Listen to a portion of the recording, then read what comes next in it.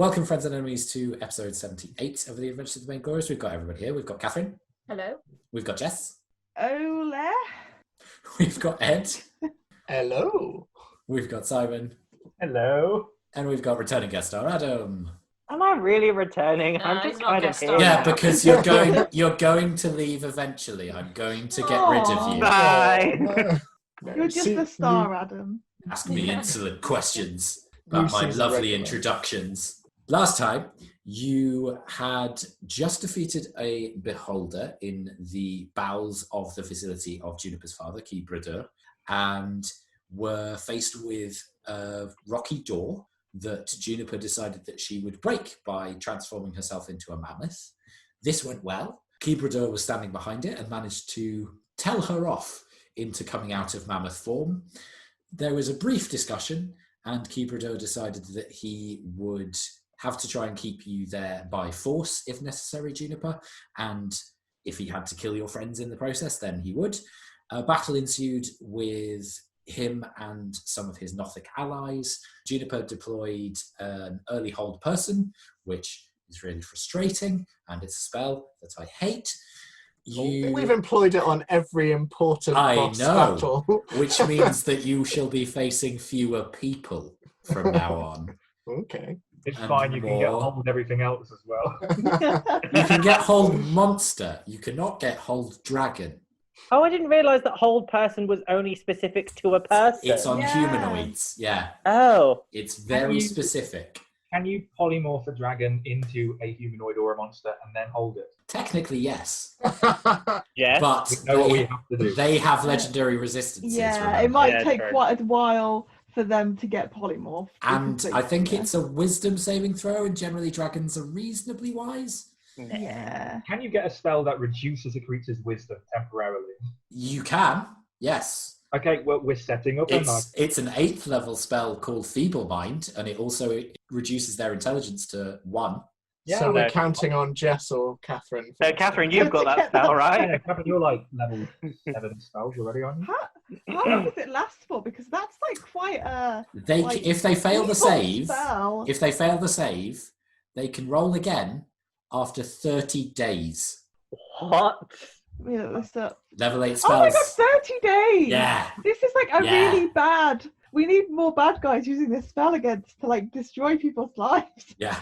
Quick, take notes. So, once he was freed, some of the Nothics attacked you, but Juniper then deployed a Calm Emotions spell, which meant that the Nothics were no longer hostile to you. This frustrated Erallur even more, and with Saluk pulling him into the chamber beyond and threatening to kill him or injure him if he didn't let any of you go, he cast a few spells. Juniper was banished at one point. Saluk managed to bring her back by injuring Erallur quite a bit. Eventually, he was on the floor and was threatened on all sides, but managed to loose a sunbeam spell that blinded Saluk for the second time in the campaign. And Juniper, Flint then threatened him with a bead from his alchemist's bag of beads, whilst Elsie put her sword next to his neck and Brenna put their axe next to his neck. He attacked again. Flint withdrew. Juniper was still blind, but in the room, I wasn't And- there for any of this. didn't see as Elsie sneak attacked Erallur's jugular and killed him. Meanwhile, Erallur was happily in the other chamber, helping maybe the Nothic move the Beholder corpse, just as some busy work to distract him from what was going on from the room beyond. Once you had dealt with the immediate aftermath of this murder, you decided that you would... Yes, continue making that face, Adam. You went through the portal thinking that that was probably where Faralynn had gone, and found yourselves on a windswept hill under a blue sky with a few runes around it, similar to the teleportation ones that you'd seen before. You were analysing the wind, analysing any tracks that might be around to see whether they might be unnatural or monstrous, as you were approached by a dark-skinned woman with purple eyes who had various sandy wrappings around her head to keep the sand away, who said that a few travellers had come through this way that is where you are at the moment. What would you like to do? So you said it was like a grappling hook on... Yes, she has a grappling hook on her, I think, left arm, I said. How advanced? Roll a tinkerer's check. Ooh, 27. Looks pretty advanced. In order to fit the shaft of the grappling hook in her arm, you're not sure how long the end of the hook would be that fits into her arm, not having seen it fired. But in order for it to work effectively as a grappling hook, there's going to be some magic involved there somewhere. It's a pretty good job from what you can see. The rest of it is wrapped up, but you can just see as well as a metal ring around the end of the stump to keep it from touching flesh in any way. So it looks like it's activated on its own rather than Yes. from use of another hand. Yes. Okay. I'm just going to stay back and let someone far more qualified and charismatic than myself take this. What are you talking about? So we're on a hill. Yep. It's windy, Very. but it's not stormy. It's gale force. Okay, but you said it was blue sky. Yes. Yeah. Okay. Can we see anything in the distance? Any Make a settlements perception or... check. I will also do that. Go ahead. 24. 16 was that, Simon? Okay. So, Saluk and Elsie, you can see that the rest of your surroundings as the hill falls away looks like a desert.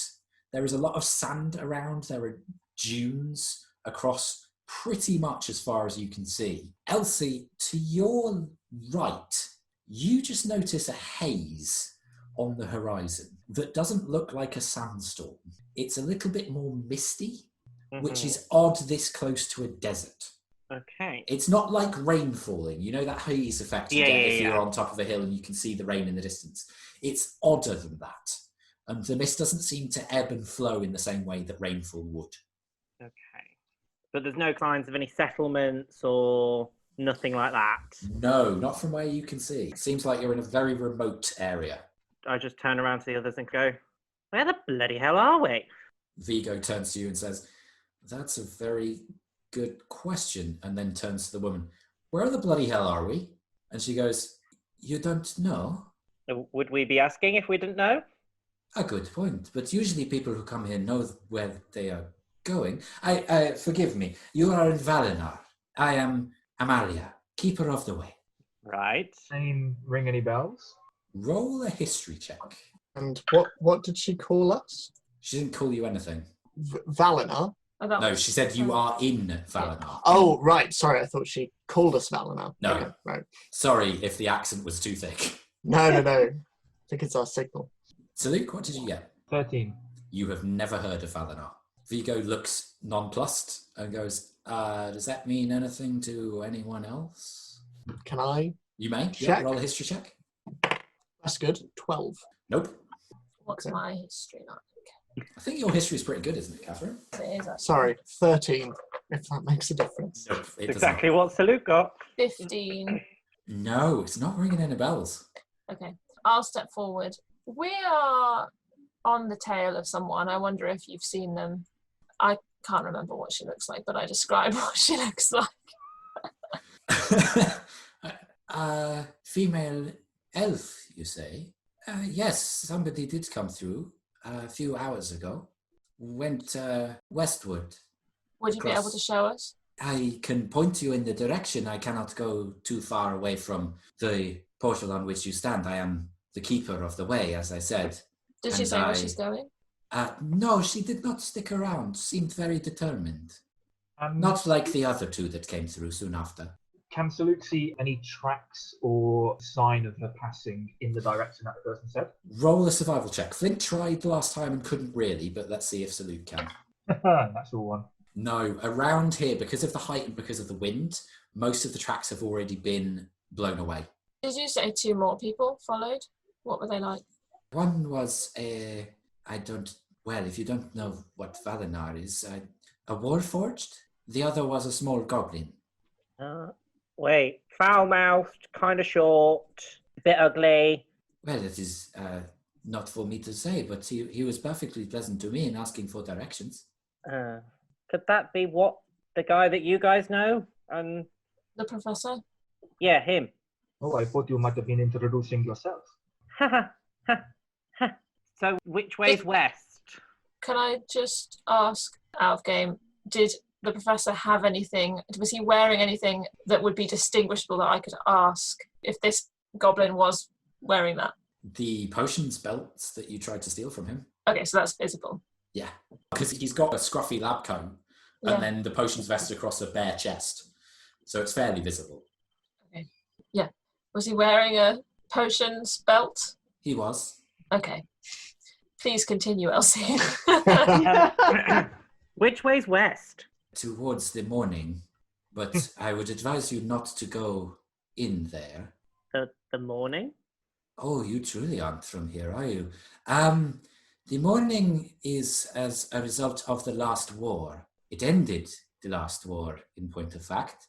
It is a magical mist. We don't know its origin or who created it, but it is dangerous. So it's morning with a U as opposed to where the sun rises. You are correct. It mutates and changes living things and magic. Also, some spells cast within it at some point are now alive. As I say, I would advise strongly against going in there. I tentatively point to my right and go, I'm guessing that's the morning? You would be correct, small one. But you say that these others passed through in that direction. They did, as did the first woman. I don't know whether they were following her or just heading there by coincidence. So they asked for directions. What did they ask for directions towards? They just asked for directions towards Kairi, which is the old name for what we now call the morning. The nation of Kairi marks the border of the morning. No one knows why. If it is so dangerous, how could 3 people go there in quick succession? Perhaps they are fools. Perhaps they know something that we do not. I don't tend to stop travelers often. I just record who comes through, and the houses then decide whether they are worth pursuing. The houses. Oh, the houses of Corvair, on which you stand. So Luke looks around the group like, anyone? Rings no bells to anyone. Strange question. Have you ever heard of Toril, Faerun, Sigil? I have heard of all of these, yes. I wouldn't be very good at my job if I had not heard of the other planes and universes, would I? True. But where's this in relation to those? Oh, you are on Eberron. So is there anywhere, if someone was going to the morning, might that lead somewhere else? It's possible. I don't make a habit of investigating it, however. And do you have any advice for making our way through? Don't. Okay, but if we had to. Bring as many non-magical protections as you can. Try your best not to cast spells. Hold your breath. Hold our breath. Well, some of the spells are poisonous, Ah, as are some of the denizens of the morning.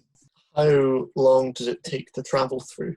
If you're going through the entire way, 3 or 4 days.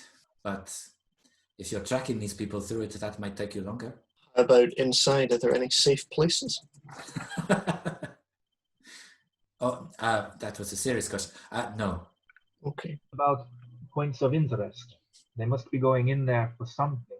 Again, it is difficult. I knew Kairi, but not how the morning has warped it.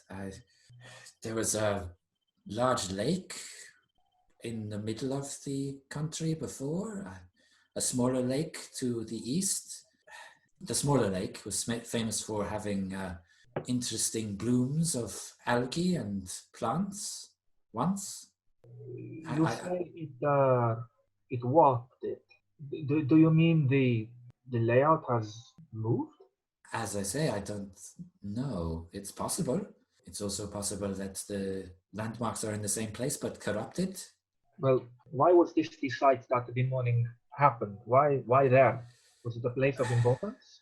I wish I knew, as do most of the people of Corvair. As I say, the end of the war was a dangerous and stressful time. Everybody was looking for a way to win, and Nobody did in the end. But the only country that really lost, that was Kyrie.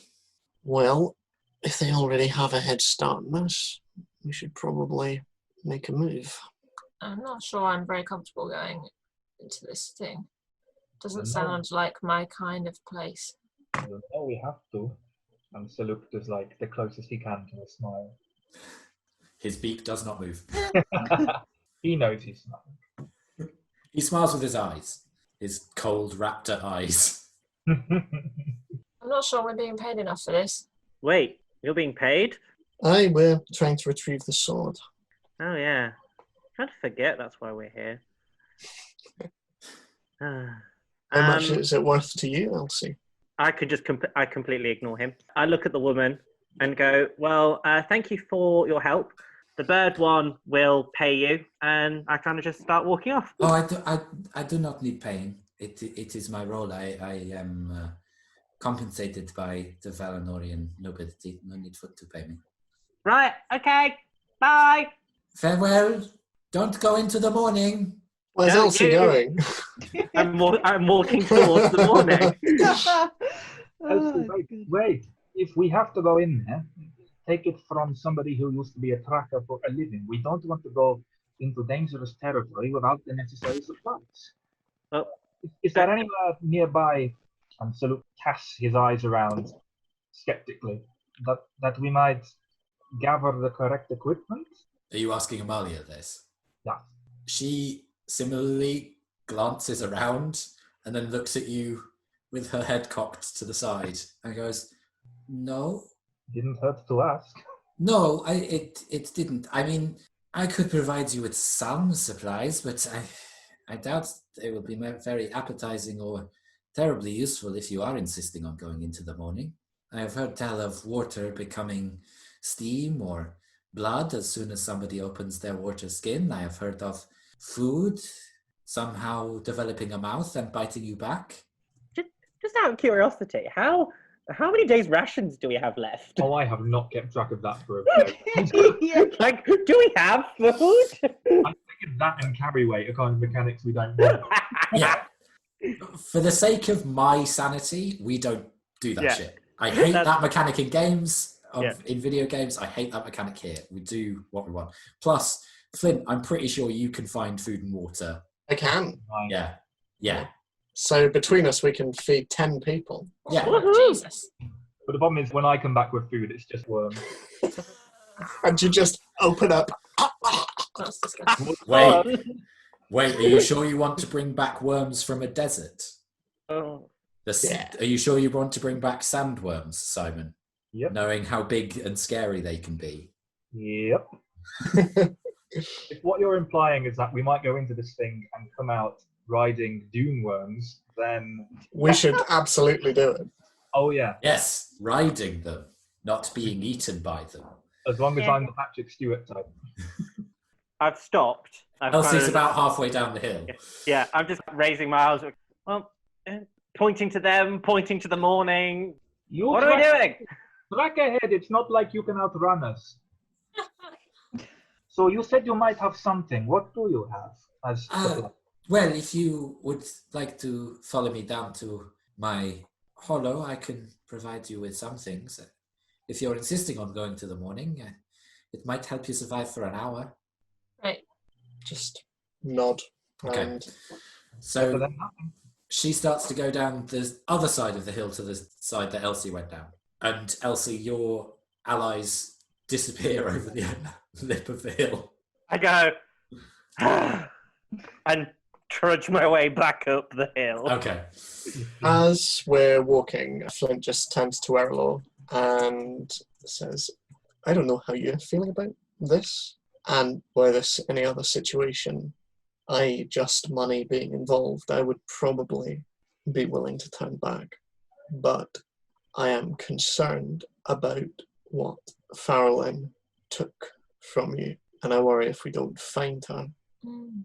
something integral to your... I mean, we don't know that. We don't, but it's not a risk that I'm willing to take.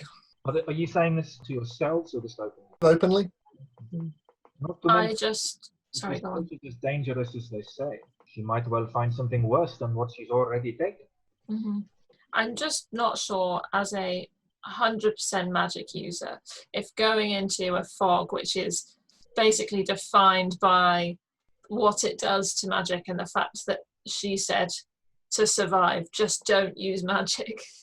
It's just a small red flag. You're not completely defenseless. We all have weapons. If you need more, then... I have this magic stick. If you do not have a weapon, then what? And my armor is also magic. Well, what's ours is yours, remember? We are a traveling tribe of sorts, and what belongs to one person in the tribe belongs to all. I have more than one spear, although I have never seen you throw, so perhaps a trial. Also, I will have time to fix Truffle in the meantime. So you and Juniper can keep a hold of Truffle, make sure he stays Or nearby. magical. He's got elements of magic, but I don't want to fight a giant truffle. I mean, I think the way we've ruled it is he's pretty much just mechanical. Yeah, I think the lightning setting would be magical to a degree. The poison breath might be. And the scrying stone certainly is. Scrying stone would be, yeah. Well, the lightning's so on me. Yes, and yes. And yeah, the poison breath I think we said was just like steam discharge, but I'm happy to rule that whatever way. Yeah, he probably wouldn't work to optimum. Yeah. Let's say that. Okay, cool. If we go in there and the scrying connection is lost, it's like severed mental connection between you. What if he gains his own personality? And it's not a severed mental connection. There is still... Starfy is in there. Can't let you do that then. I don't even know what Starfy is, but I thought Starfy was taken away by the sword. True, he was. Oh my god, Starfy in the morning. If we could just find out where they're going, then we could just go there. Well, let's see what this Someone around here must have a locate object spell. I mean, I don't. I'm just saying. I did not think of that. I was... Somewhere in this Eberron place, magic's not that rare. And we have plenty of money. I will pay someone. As a note as well, to your point, Sir Luke, they are speaking quite loudly, as you all have to, because the wind is very loud. So you can all hear each other saying this. And as Elsie is sprinting to catch up and slowly doing so, you can hear these yells over the wind. Let's find someone with locate object. What? And Amalia hears and turns around and starts walking backwards down the hill so that she can face you and says, well, if you are willing to part with money, there are many people who would willingly cast a spell for you. Gold is gold, after all, even if it's not pressed in Eberron. One of the houses or a representative could probably find somebody to do that for you. How long would that take? A few of the people of the houses walk through the desert from time to time. You could keep your eyes out. I'm afraid I cannot help in that department. I am independent of the houses, funded by all of them. You could try your luck. But if she has already headed into the morning and she's had just enough time, I would think, then it's unlikely that you are close enough and that the magic would work as intended anyway. Would the magic cast outside go into the morning in the same fashion that it was cast? No, it does not. People have tried to scry, locate things, locate people before, but alas, it does not work and can sometimes damage their minds. It permanently. Might be a comfortable prospect, but perhaps in this instance it is best to rely on non-magical tracking. Perhaps best. And as you get to the bottom of the hill, you round another part of the dune and are met with a strange noise as there's this and you see a creature not dissimilar to the creatures that you saw in Sigil, but quadrupedal instead of bipedal and heavily armoured across its back and head with a tail that leads into a couple of rather nasty looking balls that it swings from side to side. And as Amalia comes around, she just pats this creature on its face and it nestles into her hand and then says, if you just follow behind my friend and I, we will soon be at the hollow where I can get you your supplies? Well, lead the way. And she mounts up easily. There are no stirrups or a saddle on this thing. She just straddles across it. And it starts to lope off at a surprising pace, actually. And from time to time, as you follow, it just playfully swings its tail at the person in front. Not meaning to hit, but just to keep them aware that if it wanted to, it could smack them with it. And eventually you come to a little bit of an oasis in the desert. There's a small pool that seems to be fairly fresh from what Flint and Salute can tell. There's a few blankets. There's a small opening that seems to lead into a cave that would probably be where Amalia spends the night. And she comes out of the cave with a few bundles that are wrapped in palm leaves and hands them off to you. Looks, from what you can tell as you unwrap them, to be some fairly chunky bread-like substance, but quite hard, and a couple of fairly odd fruits that are bright pink, bright orange, and bright purple, but similar in consistency and flesh to melon. Any resemblance, obviously, to melons, but is there anything akin to it on our plane of existence? No, and it's difficult to tell because it's cut up into pieces, so you don't know its original shape. Okay. Well, I hope this is helpful and that you find who you're looking for and don't die beforehand. Have you heard of anyone coming out the other side? Anyone? No. Anything? Yes. Is there anything else of interest around the oasis? Roll a perception check. 21. Not that you can see, no. It's in a fairly covered area. And from your perception check before and your perception check now, there's not really anything around. It looks like Amalia has a fairly lonely existence out here. How far away is the morning currently? From where you are, maybe a day and a half. Because we've just walked away from it. Yes, only slightly though. Okay. And the wind down here is a lot less. Does there seem to be a quick and windless, or at least wind-averse way of getting to the morning? You would have to try a survival check for that, I would think. Yep, I can do that. Is the wind blowing towards it or away from it? Well, the wind on the hill was whipping around in every direction. Down here, it seems to be going northward over the dunes and casting quite a lot of sand over the top of them. And there's that weird boom noise of a lot of sand moving at once and the dunes changing shape. It's a 9. You're not really that familiar with deserts as a terrain. It would likely be useful to stay out of the wind, given how sandblasted you could get, and that a lot of you don't have face coverings, and you're starting to notice now that you're out of the wind, it's quite warm, increasingly so, in fact. So it would be wise to probably stay on the north side of the dunes, but there is a lot of sand whipping over there, so you're not really sure. And there's not really many places in shadow. I turn to our new friend and just say, you don't have any spare scarves or face coverings or anything like that at all? I could provide you with some. I'd be happy to pay.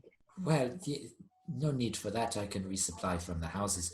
It's partly why I'm here. We don't want people just venturing here and then dying on my doorstep. Give me a moment. And she goes back into the little cave and comes back out with enough wrappings for all of you. There's a few extra pieces here and there because some of them are a little bit too small, so you need to tie them around, but she hands them out separately so that you can judge the comfort. Thank you very much. You're very welcome. Good luck. I think we'll need it. Well, hopefully the ones that you're looking for will have died on the edge of the morning and you'll find them and won't need to venture in. Why is that hopeful? I'm sorry, that wasn't hopeful. We hope they've given up and come back and we'll see them on the way there. That's better, yes. I hope for that. How long ago would you say you saw them? The woman? A day, maybe? Oh. The goblin and the warforged? A few hours. Right.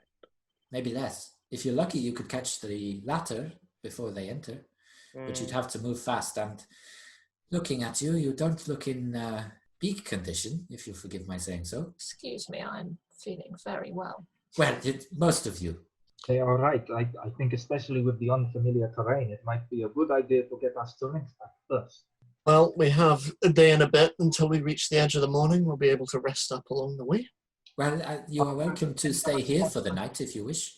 I obviously need to monitor the portal, but if you need fresh supply of water and... Is it nighttime currently? No. Okay. How long would we say it is until night time? Roll an intelligence check. Natural 20. You discern that from the height of the sun in the sky and the heat and the fact that it is increasing and the sun is getting closer to the zenith, that it is probably around 11 o'clock in the morning. Well, we're not even at midday yet, so if we were to stay, I feel like it would...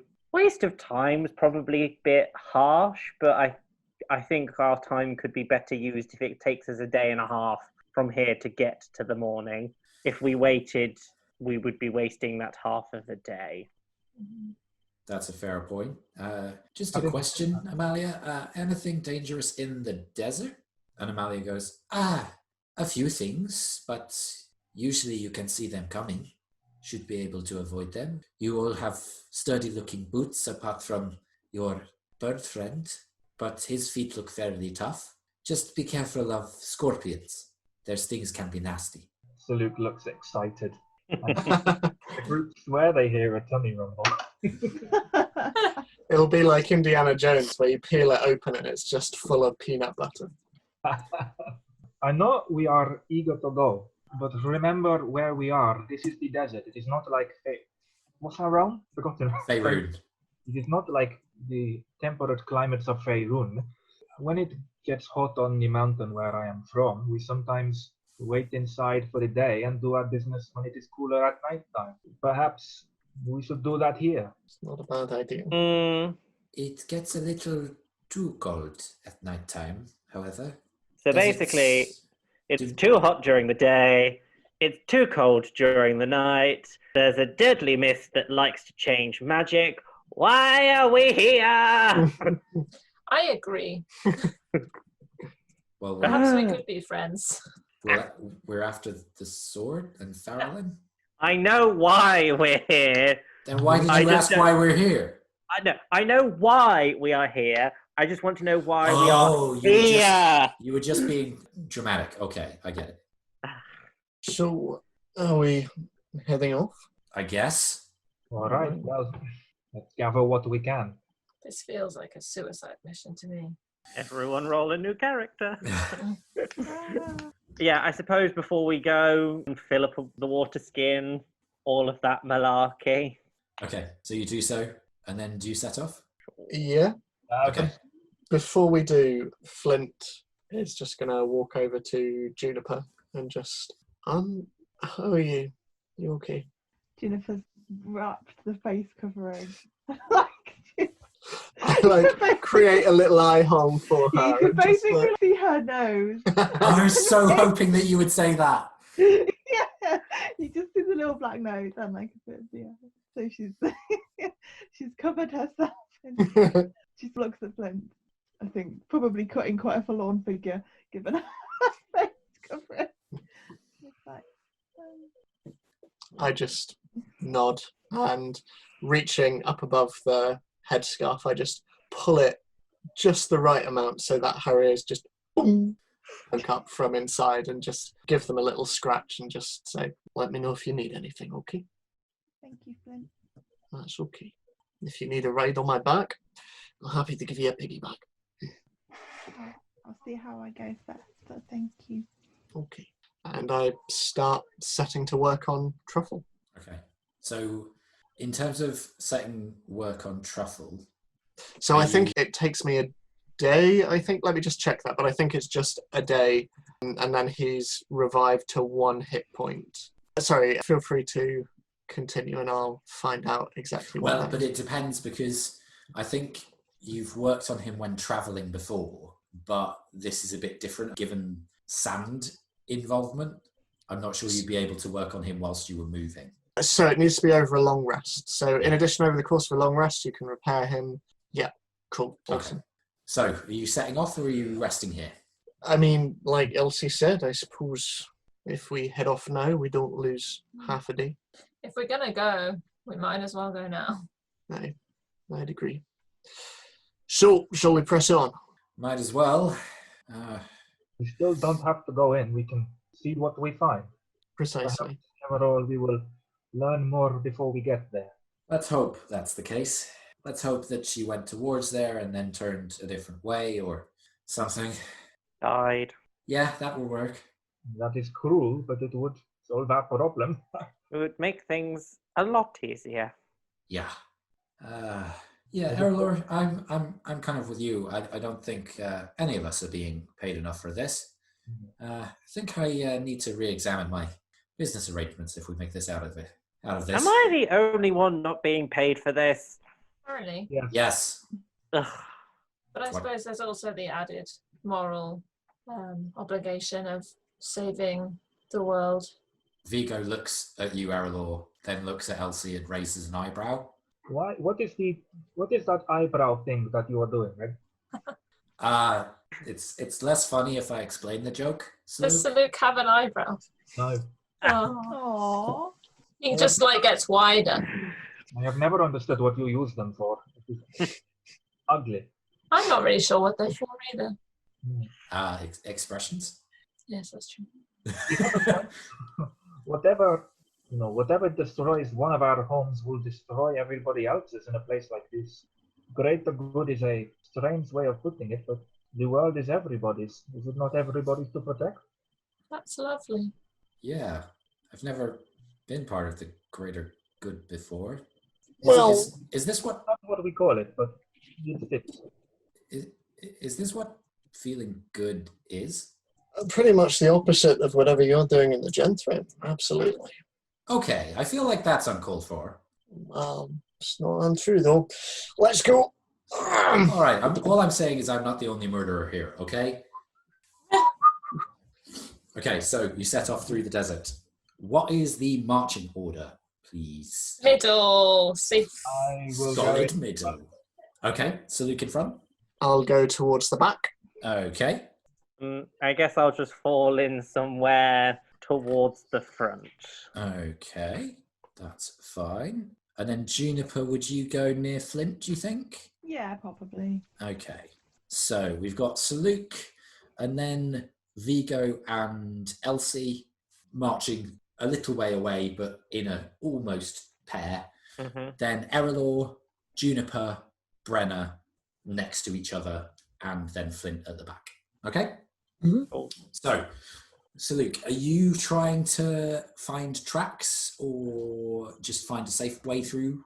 While we're on the way to the morning, he's going to prioritize trying to keep everybody out of the wind while keeping an eye out for tracks. Okay. So I will say make a survival check then. Oh, 14. Okay.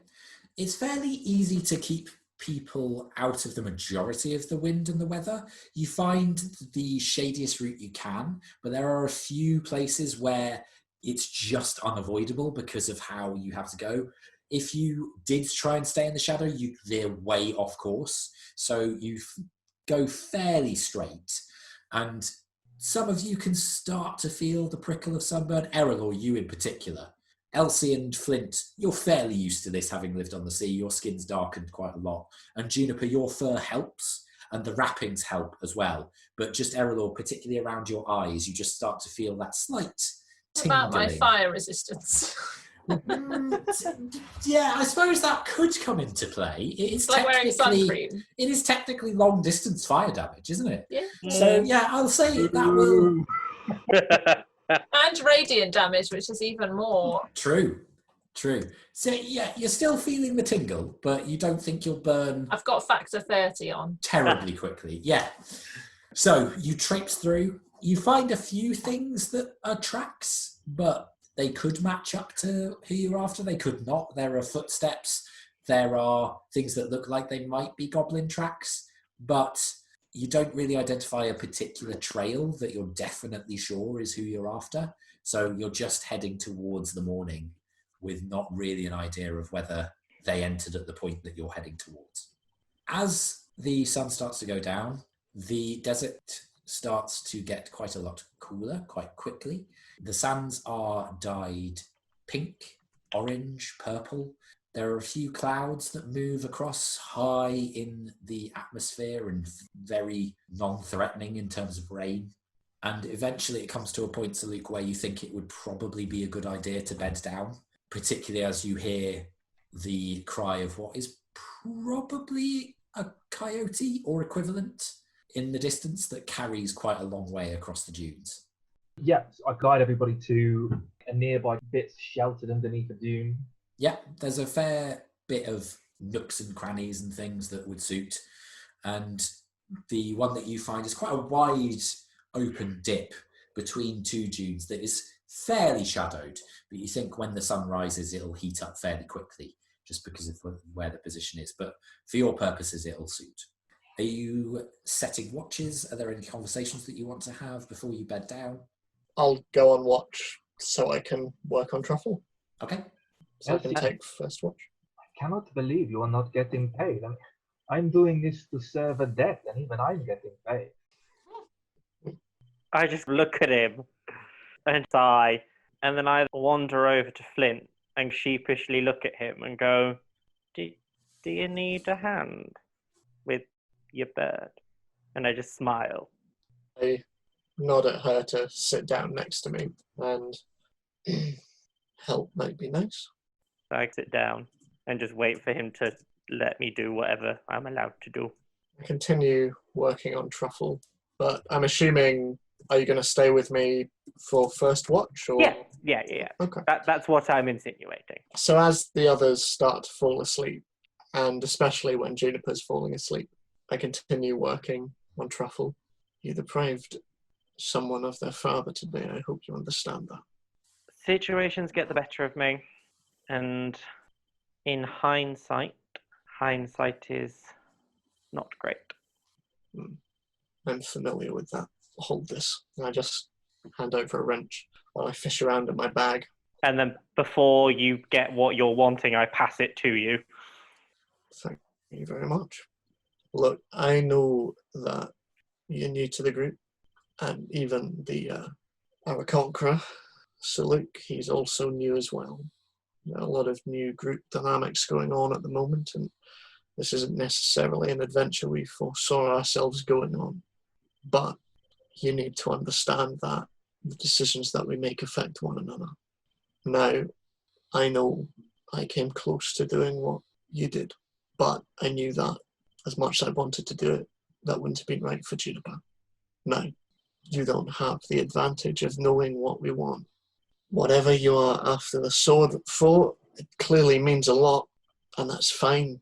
But if you're travelling with us, you need to consider the rest of us as well. I will take that on board. Yeah, I will take that on board. I'm not used to traveling with others that don't understand me is probably the wrong word.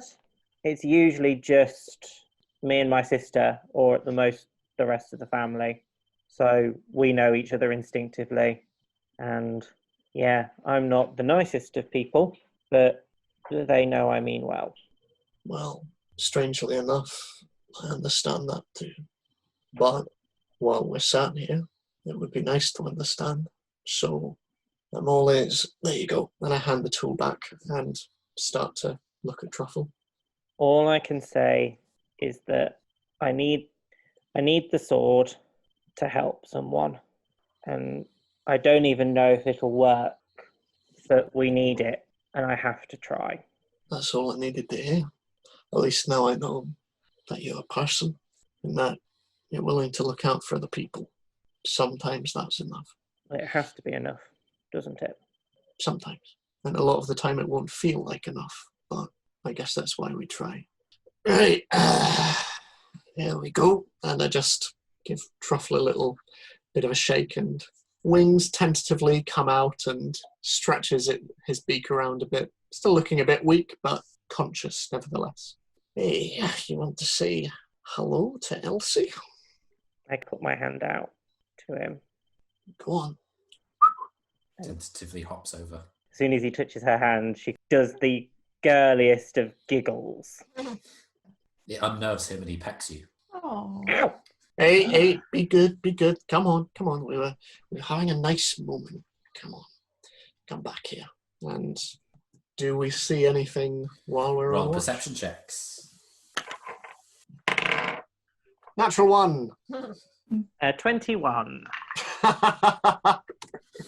As it happens, no, you don't see anything or hear anything. It seems that Saluk's choice of sleeping quarters has been a very effective one and has sheltered you from any would-be assailants. Is it still as windy, or has it died No, down? the wind has died down considerably. It's still a little bit breezy, and there is still that strange, hollow, wailing noise as the dunes move around, but it's less of a bee buzz and more of a soft cricket noise almost. Right, okay.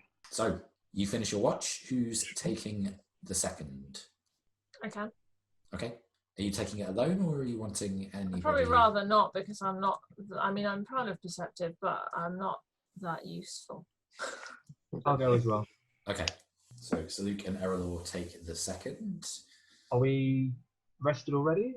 No, you'd be midway through. Cool. So, could you make perception checks? Yeah, just as bad as I thought. It's a 10. 22. Okay. Around 1 o'clock in the morning, Saluk, you just see something moving slowly across the sky. It catches your eyes because it's glittering. It's very pretty. And there's just the way that it's catching the moonlight. And then you see another wink of light fairly close to it. And as you look and just see where it was, you hear a noise that comes a little bit after it's moved out of sight. And it's just this very, very low hum, which reminds you of a magical effect. Can you roll an intelligence check for me? Oh dear. 5. You're not sure what that was. Something just moved across the sky. Could I see any kind of shape of it, or was it just the light? No, you could only just see the glints, and there were 4 of them in all. 2 up front, 2 behind. Okay. Yeah. Stares and watches it disappear all the way as far as he can see. Yeah. Speak again. And then all the while silently clutching his talon necklace and performing the hand signals of his tribe's worship silently in the other hand, never taking his eyes off them. Okay. Have I noticed anything that Saluk? With that perception check, I don't think so. Okay, fair.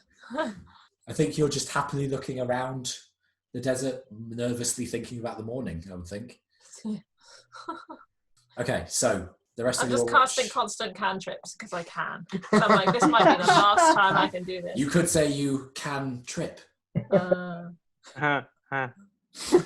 That is exactly the reaction that deserved.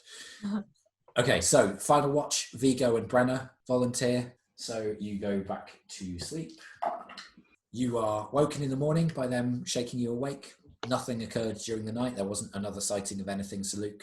Do you set off again? We're long rested. Yes, you are long rested. Long rest. Oh yes, backed up to full health. So, Ed, in terms of Truffle, Yep. he's at 1 hit point.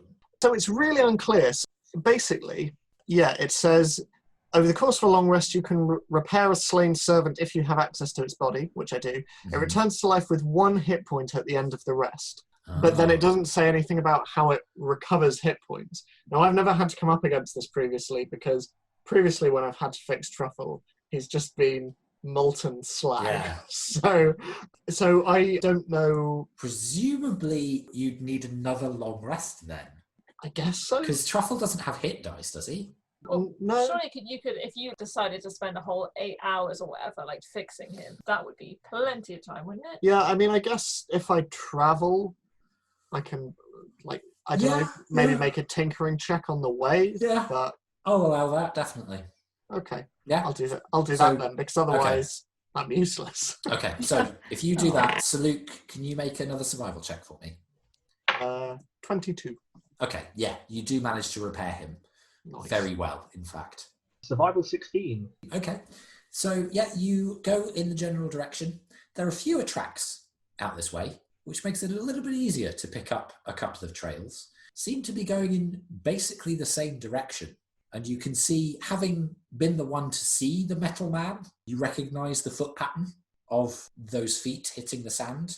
It's interesting, they are slightly worn away by the wind, but you can still see tracks this way, particularly as they seem to have taken a very similar course to you that is more sheltered from the weather. It seems you've at least picked up the professor and his Warforged companions trail. It seems we are going the right way. Can I see anything on the horizon? Make a perception check. Natural one. Just the mist. You are considerably closer now. It's not rolling like normal mist would. It seems oddly still. The air isn't really swirling, and considering the wind that is still present, even lesser now, it should be whipped up into different shapes. This looks like thick, soupy air. There is something distinctly unnatural about it, to the extent that you can feel the feathers on the back of your neck just starting to rise. For lack of a better descriptor, have I ever seen clouds like this, acting like this? I don't think you would have done, no. Faerun or any other play? No. Okay. Does it look any different to me now that I'm closer to it? Because obviously I had a good look at it yesterday. Make a perception check. 16. Not really. Mm. The only thing similarly you discern, it's not really moving.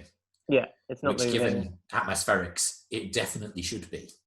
It's not changed colour or No, anything like it is. that. It's distinctly the colour of normal mist. Mhm. It's just not normal mist. Yeah, but it's opaque. We can't see anything in it.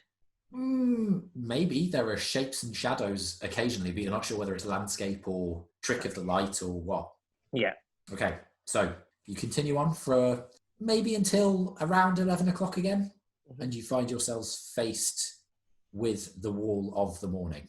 It's just in front of your faces. Does it look like that big wall of sand from Mad Max, or is it slightly more magical in nature? No, it's not really. Again, it's very still. Is it like the wall of mist in Frozen? No, no. Or like It's the more shimmer in Annihilation? exactly. That's where I was going, Ed. Yes. Okay.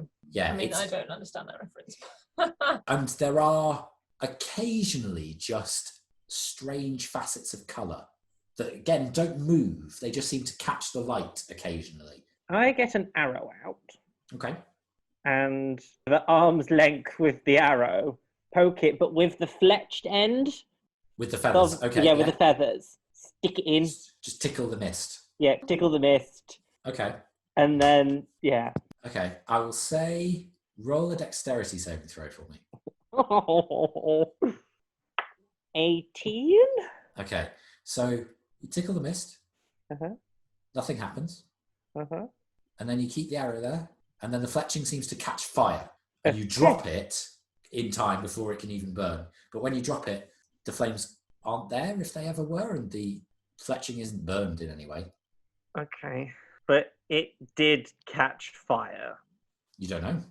Seemed to, but it's Like, not burned. it might not Did be- anyone else see that? Or has the heat gone to my head? Who knows what we're going to see in there is real or if it's going to be an illusion. Probably best to assume it's real just because, you know. I'm going to poke it. Okay. I'm going to touch the butt. I'll do like a stroke. Just stroke the. Okay. You move your hand, and it's like you imagine moving your hand through tar. It's a really sticky sensation, and you feel the mist almost cloy around your fingers, and then you see a shimmer across your veins, a very familiar shimmer, and the rest of you watch as Erallur then disappears and appears 10 feet behind you. Did you mean to do that? Nope. Okay. Well, that's a good sign. Mm. Could you do that before? Yes. Okay, that's better. Yes. But I can also do other things that I don't really want to do by accident. That's a good point. Does anyone have anything that will stop you doing that? No, you didn't manage to take that eye thing, did you? I did take bits you of did? the eye. Yeah. Yeah. Yeah, I can't retroactively do anything with that now. I mean, if I bring the eye out, does that do anything? You could try it. Yeah, I'll take it out. Pointing it. I'll Okay. take out the eye, and I'm just gonna hold it in the direction of the morning. Okay, so out of the bag of holding. Yeah. You hold it in the direction of the morning. Some coagulated blood drips to the desert sand with a... Nothing happens. If someone was watching this and didn't know what it was, they would be like, why is that strange man holding a massive eye? That's basically the size of him. Yeah.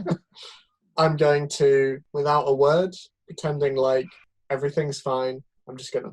Well, hang on. Why don't you try pointing it at me? I'll try a cantrip, and we'll see if that works. Bring it back out. And then I'm going to move significantly further away from the mist, just in Okay. case there's some kind of radial whatever. And then when he's pointing it at me, I will try message at Flint. Okay. And I'm going to say, hello, testing, 1, 2, 3. You hear her. I heard that. Yes. Yeah, Okay. right, okay. You can put the eye away now. Okay. I just wipe my hands a bit on the sand and dry it up a bit. Juniper, the edge of the bag of holding is a little bit unpleasant. I'm wiping it, so I'm setting it. Well, Vigo, you brought us here, so Oh, you're going to make this my fault. Okay.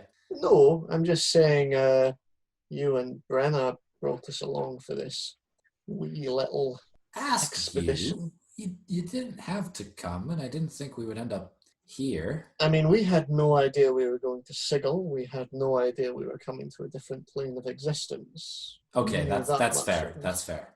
So I think it only fair that You're you... volunteering us to go first. Okay. Yes, I we, am. we Also, volunteer you as the tribute. also, you are less magical than the rest of us, so this is also practical. Oh, okay. That's Yeah. how it is it? Okay. Would probably say that you two are probably the least magical of all of us. Is it too late to volunteer, Elsie? I'm sorry, I have spells. Yeah, that's kind of the point. No? No, I think... Shit. My friend Flint will vouch for me. Oh, you're friends now. Yeah. That's convenient. we have an accord. She's my friend too. Oh, Yeah. for fuck's sake. Fine. And he stalks towards the mist. As he does so, Brenna shrugs and pats Flint on the shoulder and then moves past. They step into the mist. Nothing happens. Can we still see them? Just. Are you still alive? Let's all hold hands. I think so. Oh, God! No! I'm kidding. There's nothing there. I hold hands with Juniper and whoever's next to me. And do we all link hands? Sure, why not? And let's all step in together. Yeah. Let's go. Okay, so you all step into the mist together. Mhm. As you step in, you see Vigo, and he looks down at your class plans and goes, "Oh, that's just unfair." Nothing seems to happen immediately. Don't erupt into flames then. No. That's good. What can we see? Make a perception check. We've lost our tracker. Well, Saluk will make a perception check. Okay. So can we see like how in Not the mist? really, Is it no. like mist? Yeah. It's like a pea souper. It's Okay. a thick mist, but it doesn't move. So it's almost harder because you lift your hand and the air doesn't swirl around it. It just stays in place. It's natty 20, so in 21. You see not a lot, to be honest. There are a few looming shapes in the distance that look like they might be rocky outcroppings or the remains of buildings, possibly. Saluk looks around but doesn't seem able to find the trail that he was on. And I then have a look. you do, and with that perception check, because you rolled a natural 20, you actually see a strange thing occur as Erallur's hands seem to glitter slightly, and the light in the back of her staff suddenly flares, and a group of footsteps ignite in purple flame, leading further into the morning. Plot stuff. There are two sets of tracks, though. One appears to be the right size for Faralynn. The others appear to be the right size for the Professor and the Warforged. They're going in separate directions.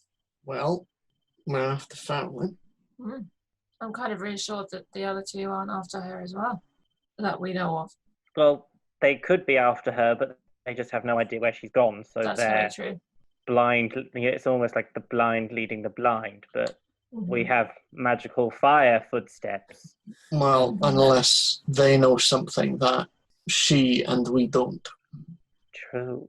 But all we know right now is that she went that way and they went that way. Right. So I think based on that information, we should go this way.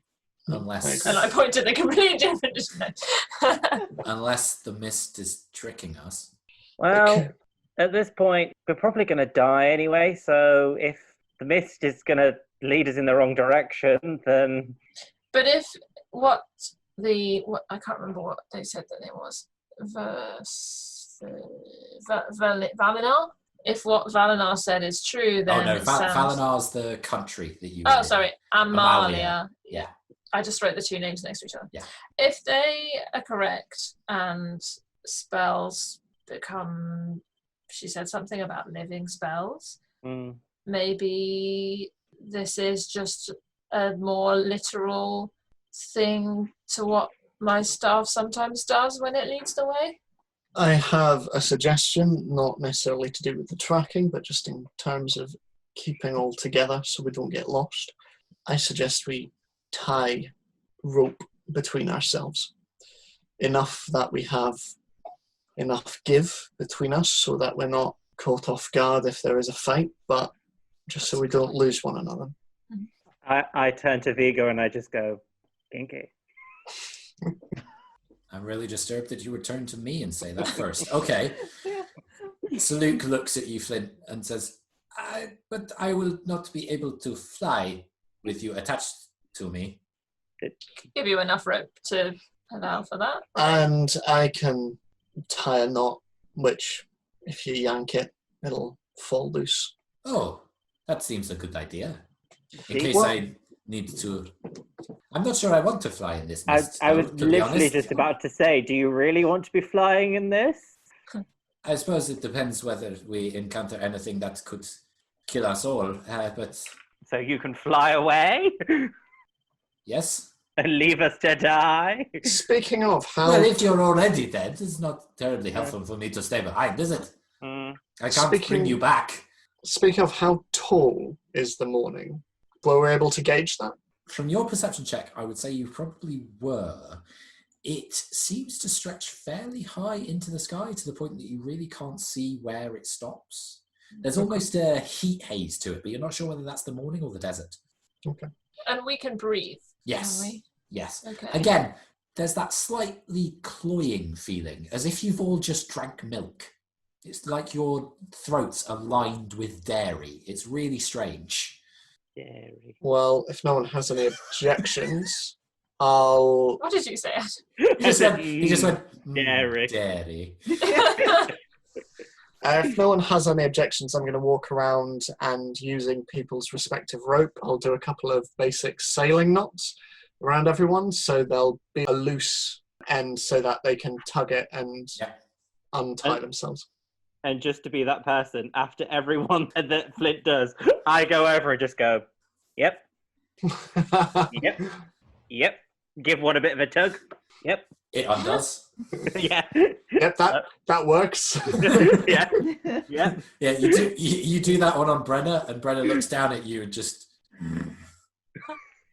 dwarf and calls you back, Flint. Yeah, that's how you undo that knot. So there we go. Just checking. I'll also tie us in whatever marching order we're going in. I'll Okay. probably go towards the back again. Yeah, I'm presuming you'll be in a similar marching order to the one that you're Not in a for. marching order if you're holding hands. It's a friendship order. Aww, Are we holding hands? Well, you're tied by rope. Are you holding hands as well? We were holding hands, so it depends if we let go for you to tie the rope. I would assume yeah, so. we refuse to let go of your hand.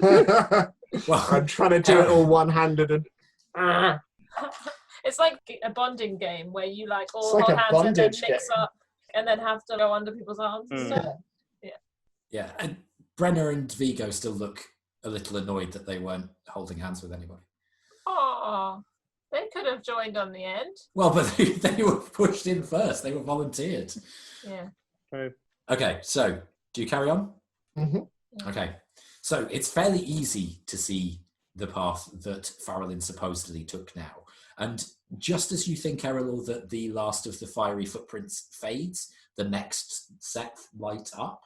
You can also feel, Erallur, there's a slight heat emanating from your staff, and the light is brighter than it's been before, and your veins have lit up in that gold again. You sense that this effect is somehow coming from you, but you don't really understand how. You didn't activate it.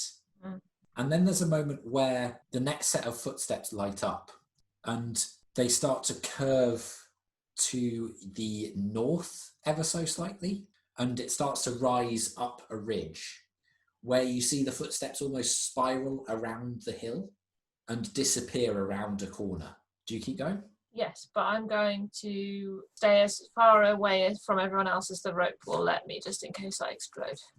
Okay. Well, Flint is at the back, so that's difficult unless you almost veer diagonally out of line. That's kind of what I was imagining. Okay, so Flint, you feel a couple of tugs as Erallur just moves a little bit out of line, and you hold onto the rope to stop the knot from slipping. But the rest of you are pretty much in a straight line now, but Erallur has this little triangle that she's veered to the right on. Okay, interesting. Okay, so you carry on around the side of the hill. The footsteps continue to light up, and then you start to crest the hill, and you are met with a very odd sight. There appears to be a basin of sorts that the hill actually contains at its peak, and it is quite a wide area. Goes on for a mile and a half, and within this basin is a pool of water that is currently frozen, but that's not the strangest thing about it. The water is deep blood red. Is it definitely water then? Is Would it we blood? know? Yeah, is it just frozen blood? You don't know. Okay. Can we check? Make a nature check. Why did you do Why? a raised eyebrow like a sexy thing? I Is would it- like to check if it's Blood. blood. You know how I feel about sexy things. I'm uncomfortable. What was I rolling? Sorry, a nature check. Nature, yeah. That'll be an 8. You don't know. Blood can freeze, you think. I'm not sure, but I'm a bit aroused. But I'm not sure. Do the footprints go around all through? That's literally what I No. was catch. The footprints stop Oh, Oh, at the no. edge of the pool. they don't Marnie appear. didn't say anything about blood lakes. Can we see the other side at all, or not? No, the mist is too thick. I'm not doing any spells. So.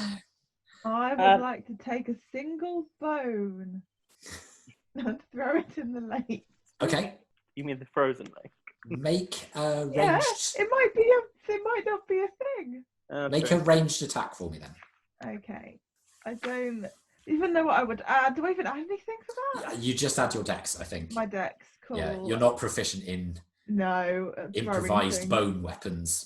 As It'd be a appropriate good as thing that to would be- be. things.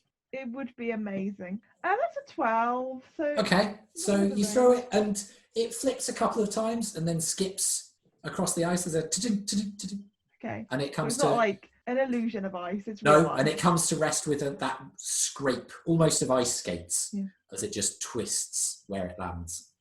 How far away is the strange blood water? You are at its edge. Oh, okay. I take a step forward. Okay, onto the ice. No. Okay, Yeah, I'm literally at the blood.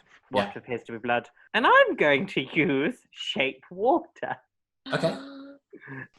And I just want to see if it actually just does anything. Okay. To see if it actually is water. So, but it's frozen, so actually would Yeah. it do anything? Well, what does shape water say? It says you choose an area of water that you can see within range and fits within a 5-foot cube. You Yeah. manipulate it in one of the following ways. Does it say you can defrost it anywhere? That's the one thing it says I can't do. I can't defrost Yeah. anything. Nothing happens, Okay. unfortunately. It looks like it's frozen solid to the Okay. lake bed. But her trying to do a spell didn't Well, that's a cantrip. Not immediately. Still magic though. I suppose that's Okay. true. Oh yeah, I didn't think of that. Yeah, not immediately. Boom. Erallur's just like, whichever. Okay, don't worry. It's too late now. Do the footprints stop at the edge? Do they look like they've stopped, or do they look like they've stopped because the footprints continued on a surface that doesn't allow footprints on? Do you know what I mean? There is a very distinctive footprint that is pointing towards the ice, and then there are no more. Mm-hmm. So like Also- a step, step, step, stop. Yes. Yeah, so there's not two next to each other. No. Okay. As you're all waiting, Oh no. Elsie, you feel a little tickle in your throat. You just need to clear it a little bit. You think maybe you just inhaled the mist, or something went wrong, and you just cough, and then fog emanates out from your mouth and makes it incredibly difficult to see anybody. It's even worse now, as Elsie just lets into a hacking cough, and a fog cloud envelopes the rest of you. And Vigo goes, "Oh, for fuck's sake." I'm going to pat her on the back to help and say, "Oh, I know how that feels." So I cough. Mhm. Does it seem to stop, or does it seem to just carry on? It stops after a bit, but the fog cloud is still there. Okay. This is moving, though. Okay. Could you make a perception check for me? Sure. 24. There's just a brief moment where you look around and you swear some of the mist looks like a face, and then it's gone. Okay. Have any of you moved? No. No, I'm still standing right next to you. Then who's holding my hand? And then, Elsie, you just feel a little bit of a whisper just over your shoulder. The shoulder that Erallur's not on. As if just somebody's lips are very close to your ear. And then the sensation passes. Swayze. Almost just cat-like, like swipe, ow, Hoover. Swipe my arm there. Yeah. Almost if there was someone there to jab them. Yeah, you swipe, nothing. Yeah. The fog just moves around your hand. Oh no, I think I did a bad thing. I think I'm seeing things now. What sort of things? I thought I've seen a face. Feels like someone's next to me that's not Erallur. Oh no. This feels like when I've had too much gin. Okay, well, maybe one of the others can come and walk on your other side. Yeah, to be honest, that might help, because if I know where people should be, yeah. But then where are we doing? Where are we doing? Where are we going? What are we doing? I think maybe we need to step on the lake. And Salute goes, "Bad idea. I don't like this place. No." So what No. happens if you maybe fly on ahead? But then my wings might burn, or they might turn into cauliflower. I don't know. But are your wings magical? No, but see, I don't like it. All right. Well, in that case, and I take out Truffle, and I just let him loose and fly for a bit, and I'll just say, without using the scrying stone, I'm going to try and not use any magic here. I want you to fly until you see the other side, come back, nod the amount of feet that we have to walk, okay? It's going to take such a long time. Maybe not feet. Yeah. Maybe a slightly easier denomination, Hundreds of feet. hundreds of feet, tens of feet. Let's go with tens of Yeah. feet. I mean, how come they use a 10-day, but they still have feet and stuff? I I know. don't think this is very realistic. So, Well, yeah. Americans still use the imperial system, so it's not that illogical. Well, it is, but it's not. It's understandable.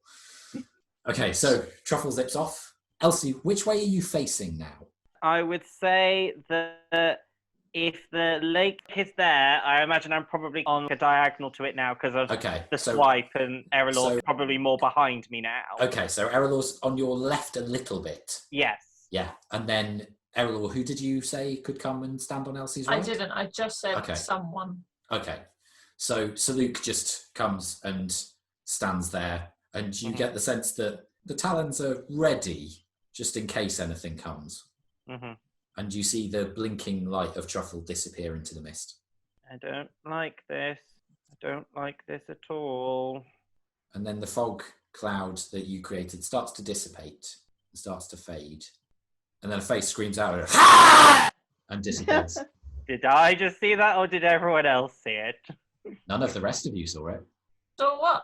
I assume that Elsie reacts in some way. That's up to you. Most likely a scream. Your scream echoes across this plateau. Please tell me someone else saw that. No, but I would say that is reassuring because it means it probably didn't exist. That's a fair point. That is very clever. And with my left hand, I grasp behind me, and as soon as I kind of find Erallur's hand, and I'm just like... I will squeeze her hand reassuringly. Okay, when you squeeze her hand, there's a sudden surge of the light in your hand, and Flint, Juniper, Elsie and Erallur aren't next to you anymore. Oh no! What's happened to the ropes? The knots have slipped away. Elsie, Erallur, you find yourselves in the middle of the lake, just standing on the ice, and the light from your hand, Erallur, dissipates. The rope is no longer wrapped around you. You can just see Truffle in the distance going further away from you. But you Can can't we see the others. Okay. No. Did you do that? Not on purpose. Does this happen often? Not specifically. Right. I really don't like this place now. I think we should stay very still and wait for the others to guess where we've gone. Is there any indication as to where the others have gone? No, there is not. Well, I would say roll a perception check. Can I sniff? You may, yes. That's another natural 20. Wow, Oh my Flint's gosh. super perceptive in this weird Yeah. place. I have advantage. I got an 18 both times. Okay, so Juniper, you can smell the slightly burnt honey smell of Erallur's magic that is familiar to you. That's It's like cool. that sweet, but also ever so slightly acrid. It's A bit just like on the beer edge. that we sell. Yeah. Yeah, it's just on the edge. Flint, you see just the faintest glint of light, steady across the frozen water. You can't see whether that's Erallur, but it's familiar enough that you think it probably is, and it's in position on her back where the staff was. Okay. Has Truffle come back yet? Or- No. Okay. It's about now that Truffle comes back past Erallur and Elsie, and you see Truffle pause for a moment, look at you both and go, "Huh?" and shrug his wings, and then shoots back towards the shore. Can you smell anything, Juniper? I can smell Erallur's magic. I think that's what made them teleport. Okay. And I don't think they're too far. I look at the lake ominously. Ah, Yeah. So Luke turns to you, Flint, and says, "Your Truffle, when we were in the tower, his wings, they flapped and got rid of fog, yes?" No. His poison breath Ah. got rid of the fog. Might not be the best idea. "But I am immune to poison. Well, in that case, Perhaps you could clear a way for me, and we could see if our allies are across the way." aye, potentially. It'll only be for 15 feet, but aye, let's go for it. All right. Okay, so when Truffle comes back, I'll... Right, how many tens of feet?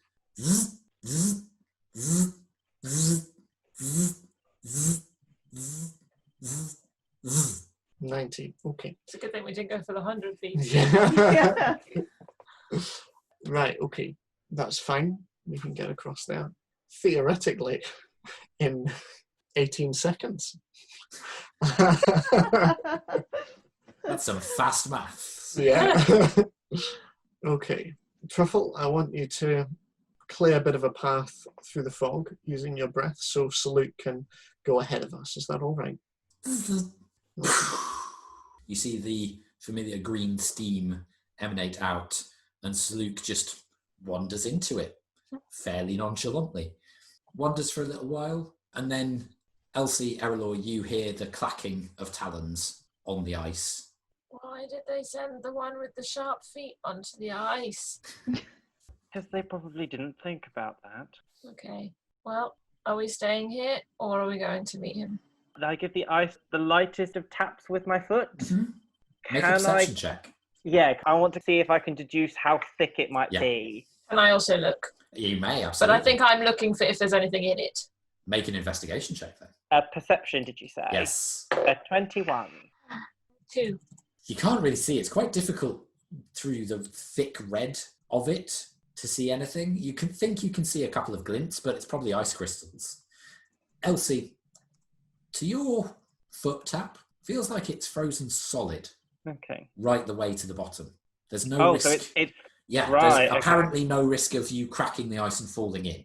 Right. But that said, this place is weird. Illusions are happening. It's possible that your perception is being messed with.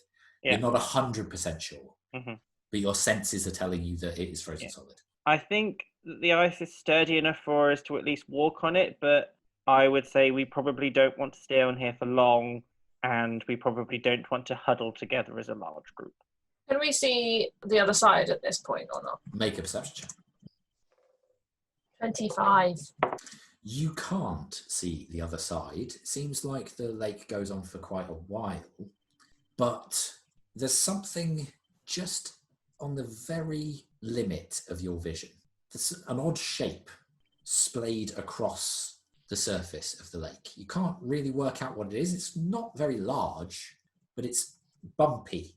Okay. When Saluk reaches us, assuming that he does. Yeah, he does eventually. I'll say- friends!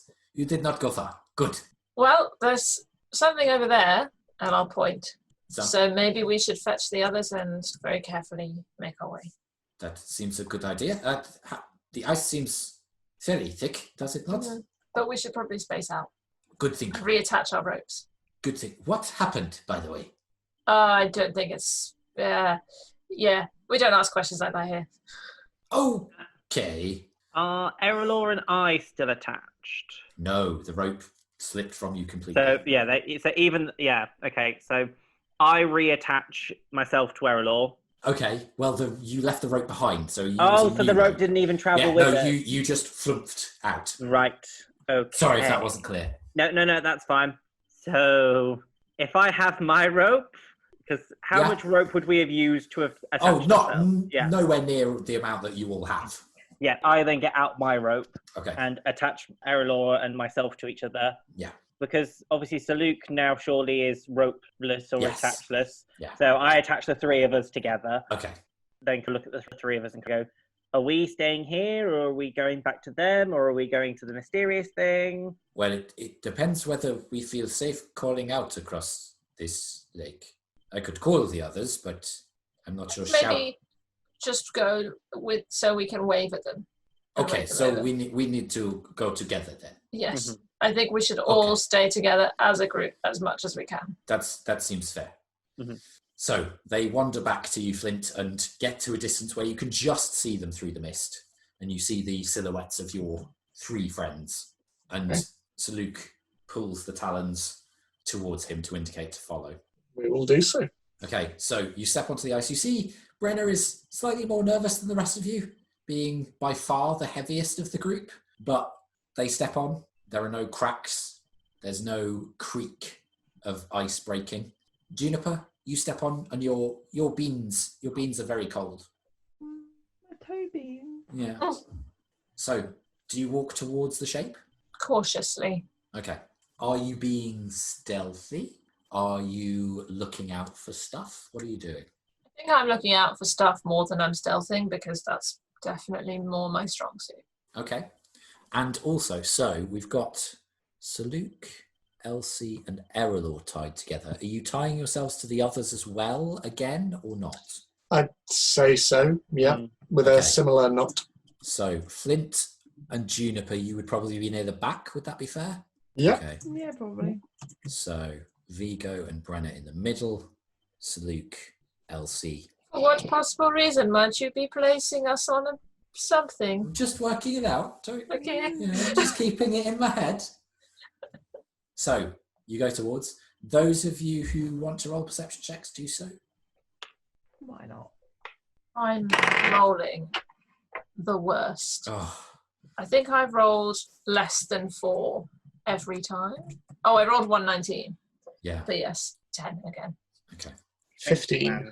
15 for Flint. How many for you? 21. 21.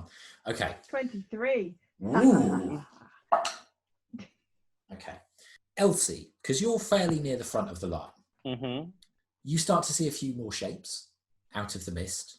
Juniper, you start to smell iron, and you look down and you can see that the ice beneath your feet is not melting, despite the fact that you're standing on it. There's no reaction from the heat of your footsteps. So it can't be that the water is blood and is just melting and filling your nostrils with that metal tang. And it's fairly fresh blood that you're smelling. And Elsie, as you step forwards, you see that first shape that you saw Mm-hmm.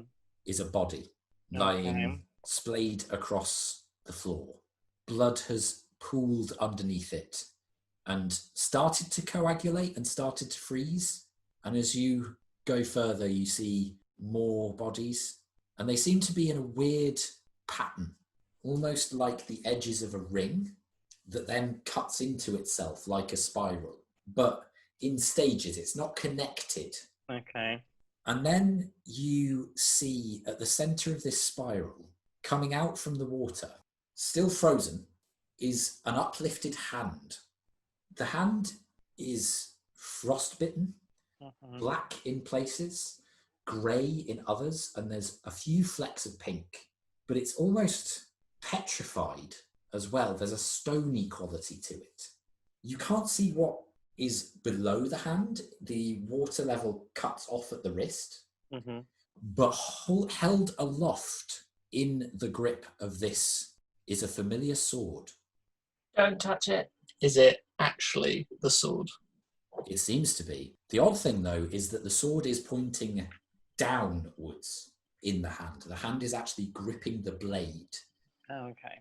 And Elsie, you see, as it is doing so, and as you focus on this strange sight, Mm-hmm. black blood oozing from the tip of the sword and dripping onto the ice. Mm-hmm. Definitely don't touch it. We've seen fake swords before. Maybe this is some kind of shows you what you want the most kind of illusion. Oh, those are the worst illusions. I find them very insightful.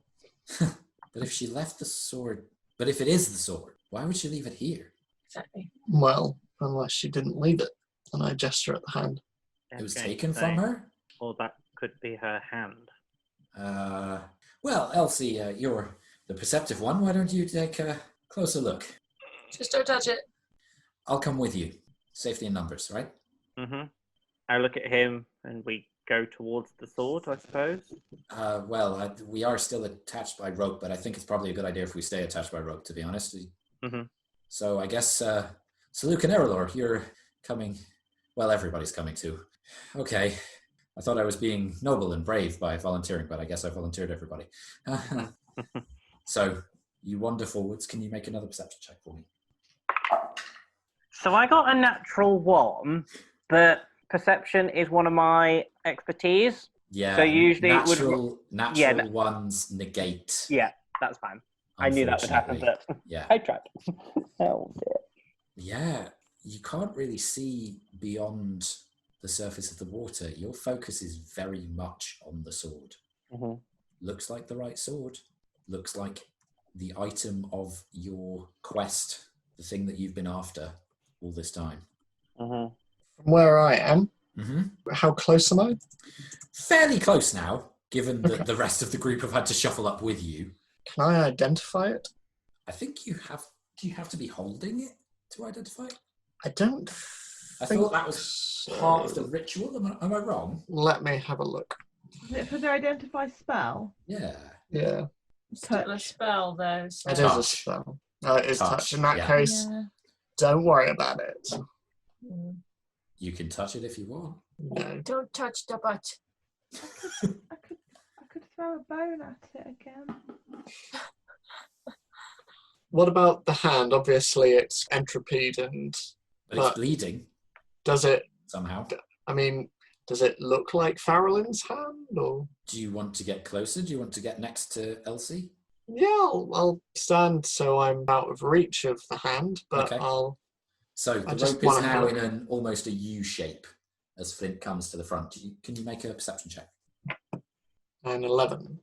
Doesn't look like Faralyn's hand. It's hard to tell because it's quite atrophied. Mm. But there seems to be something attached to it under the water. Difficult to see. It's a shape. Mm. Likely a body. So are we just going to stand and look at it? What is my staff doing? Your staff, as you look, can you make a perception check? That's slightly better. 15. You see the parts of the lantern, the glass that you keep around the light, have frosted over to such an extent that the light actually seems to have frozen in place. It's almost as if the chamber has frozen solid, including the air within it. Okay. And the light is still there, and it's still as bright as it was whilst you were following the footsteps, but it's not moving. Does anyone have a spare sword? Are you going to Indiana Jones it? I have a spare. Is it spare? I have a dagger. Yeah, I don't, unfortunately. How about in that big bag you've got? I don't know who has the list of what's in the bag. I don't think there's a sword in there. I mean, potentially, I could. Did we take Thelios' sword? No, I think we I left it think with you him. left that with him. Yeah. Yeah. I suppose potentially a sword could be in there, so I could try it. That's true. I don't think there is a sword in the bag of holding, to be honest. isn't. That we put there. No. Yeah. But Brenna looks at Elsie and takes a sword from their belt that you've never seen them use, Okay. but just hands it to you hilt first and looks at you and goes, "Careful." Love I it when take they the- talk. I'm worried it's going to be like their father's sword that was like, Oh, and then it's going to get destroyed, and they're going to be so sad, and we're just going to be like, oh no. I think if it was that, they wouldn't risk it. It's fine. I like destroying father things. Self-burn! Ooh. Can you all roll perception checks for me? All of us. Yep. Yeah. 20, not natural. 14. What is going on? Hold on, I'm not on We my need to same swap page. places. Yeah. Can you share some of that with me, please? Yes. Share your luck. What did you I get, got a Adam? natural 21. 20. 21 for Elsie, natural 20 for Juniper, 20 for Flint. Flint, 14 for me. 14. Okay. Juniper, you hear it first, and then Elsie, and then slightly afterwards Flint. There's a strange clanking noise coming from the other side of the lake from where you were. There's just a clunk, clunk, clunk that seems to shudder through the ice. And then you hear a strange drag of something as there's a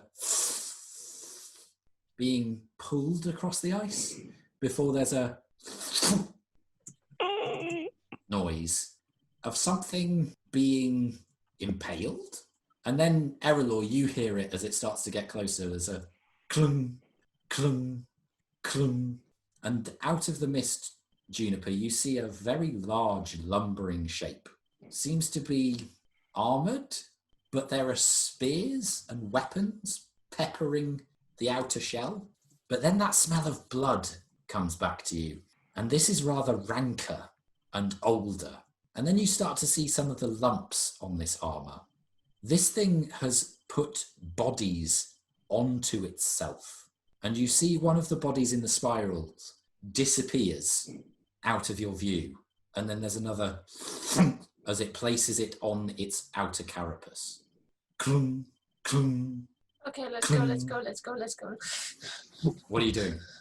The mist is still here. So I'm going to start ushering people so that we can keep just at the edge of vision for this thingamajiggy.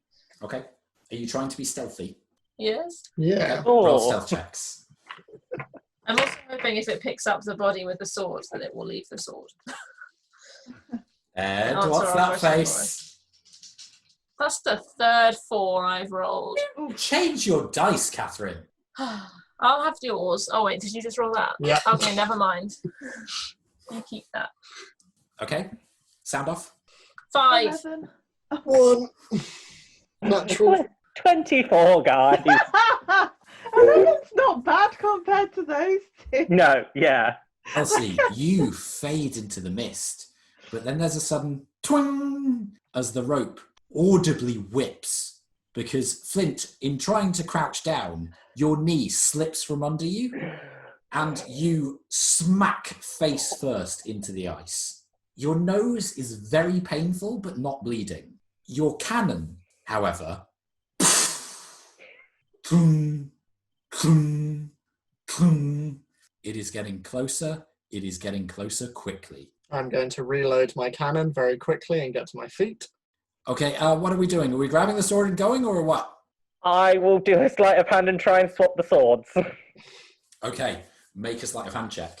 Erallur, I'm can hiding you behind make an Arcana check for me? Yes. Oh, yes. A reasonable roll. 23. Okay. Elsie, what did you get? 24. So, Elsie, you grab the sword, but it's stuck fast. Uh-huh. And then this lumbering thing leers out of the mist at you. It's hunkered, almost like a great ape, but entirely armoured. Has spikes running across its dull, rusty plates. Its face is actually almost level with your own, but there's nothing intelligent or recognisable as human or sentient about it to you. And as you are trying to grab the sword, the hand just stays firm. And Erallur, you just feel this strange sinking feeling in your belly as the area around this hand suddenly starts to swirl, almost like a slushy machine.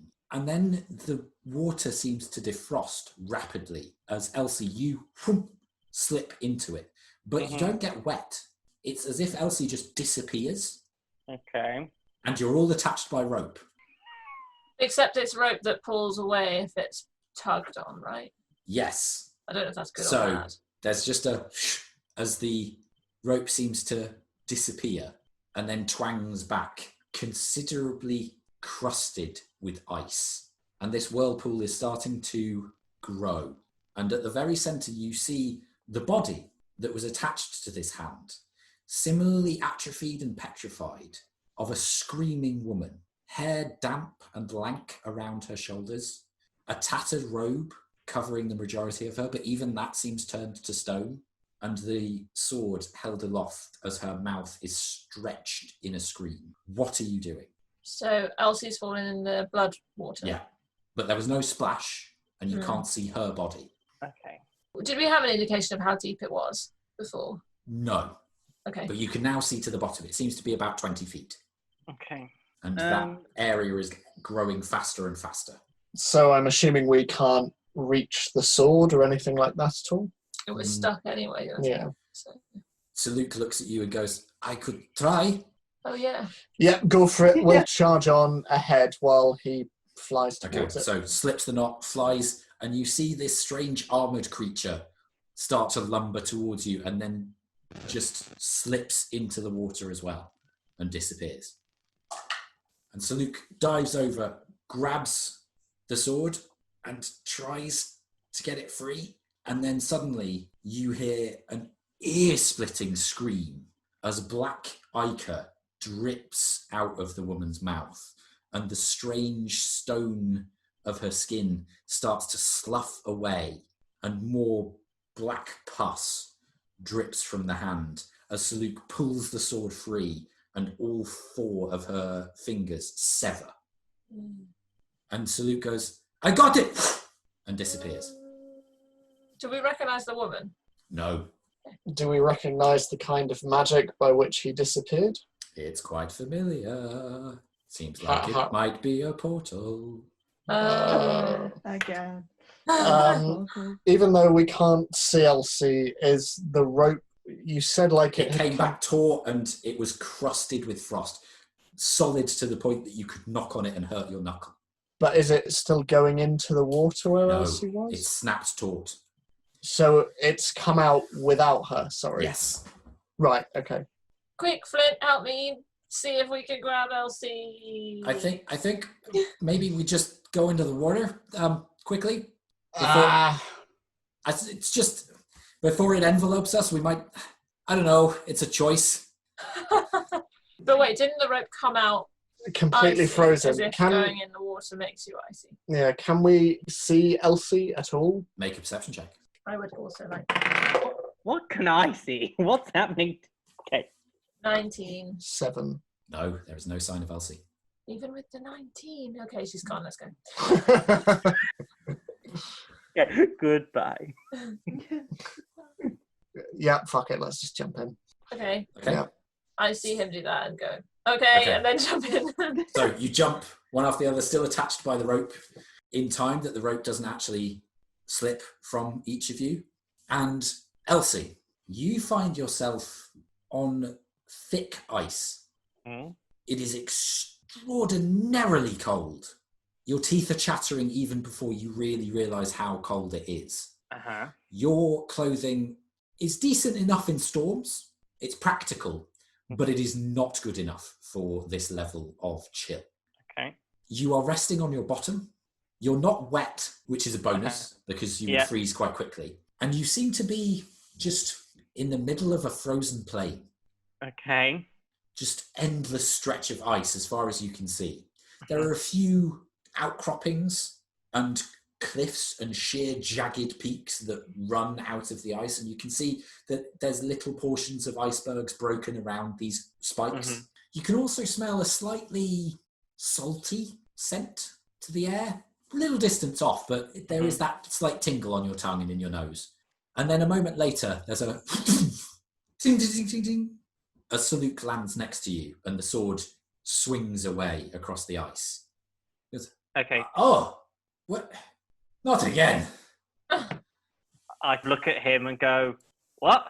I got the woman, she screamed. I got the sword, but she was still screaming and melting, I think. Oh. And then the others, I disappeared, but I didn't go in the water. But you're not wet. No, What? thankfully. Where's the sword? It's just scattered a few feet away. Okay. And Salute gets up and goes, and grabs the sword. At least we got this. And do you remember, Elsie, previously when people have touched it, it has done damage to them, but doesn't seem to do anything to him. Okay, so I get up and I go over to the sword. Mm-hmm. Am I able to do a history check on it using Arthur's Law to be able to try and determine if it is the real... You are, sure. As you're doing that, the rest of you arrive on this apparent glacier, and you see Elsie and Saluk holding the sword. And Saluk turns to you and goes, you jumped too? Yes. Well, we were hoping to potentially rescue you, but... Well, as ever, I think all of us need a rescue, wherever we are now. So is the sword real? I think I got a 33. Nice. This is very obviously to you the Sword of Souls. Okay. And then you hear tung, tung, Oh, no. tung. I think that thing fell through with us. Maybe we should just run. Oh, I like that plan. Do I recognise where we are? Roll a perception check. No time for looking, please. But I'm rolling so well, it's a 19. You are not familiar with this place. You've never been here. Okay. Yep, let's run. It's very cold. Colder than the tunnels that you used to dig through and frequent. Colder than any storm you've ever had lash your ship. Slightly retrospectively, the smell of salt that I had, Yes. is that the smell of sea? No. Okay, it's the smell of salt rather than... It's possibly the smell of salt water, but it's not the sea. Okay, because obviously I'd know that smell. Yeah, there's a slightly sulphurous tinge to it. Okay. I agree with the running, and I can look around. Is there any direction that looks like it is a better way to run? Make a perception check. 21. Probably saltwood. Okay, yeah. Maybe putting some water between you and this thing would be a good idea. It doesn't look like it's the thing that would swim terribly effectively. I just go, I think there's salt this way. Go! Good plan. Okay, I need you to make athletics checks for me, please. Cool. My favourite. Oh, I forget I'm not athletic. In life and in game. 17. Nice. Ooh, you are 18. athletic person. Nice. I also got an 14. 18. Good all round. Lovely. So you all sprint. Some of you are still attached by rope, but you manage to keep a pace that it doesn't actually slip from any of you. You start to head in that direction. Juniper, can you make a perception sniff check for me, please? Erallur, can you make a perception spot? Ah. 9. Okay. 22. Juniper, you are distinctly getting that salty smell, but again, there's that tinge of iron. Erallur, you start running, and then there's a weird buzz just behind your eyes, and the swirling pool comes back to your mind. But this time it's green, not red. And there's not a woman holding a sword in the centre. It's you, and your arms and legs are splayed out, almost in a star shape.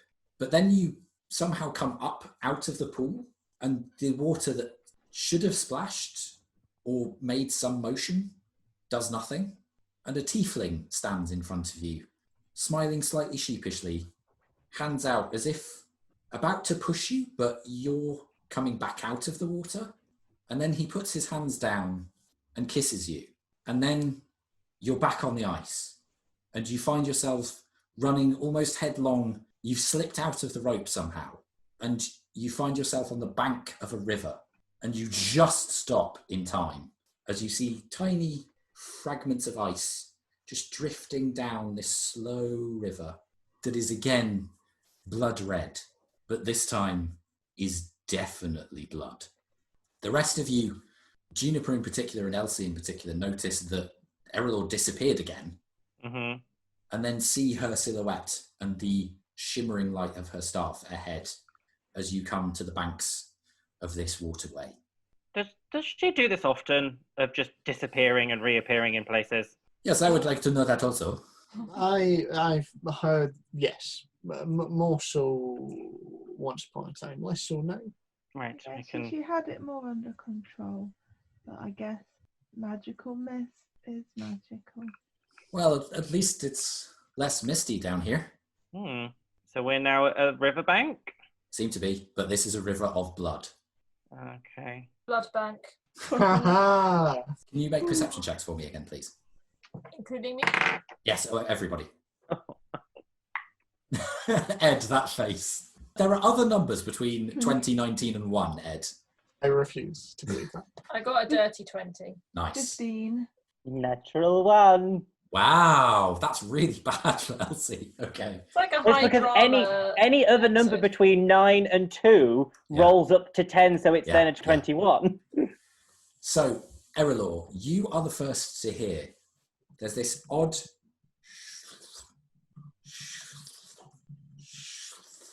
of something moving through the thick water. Sounds like a pole? It's a punt, isn't it? Sounds My like a worst punt. nightmare.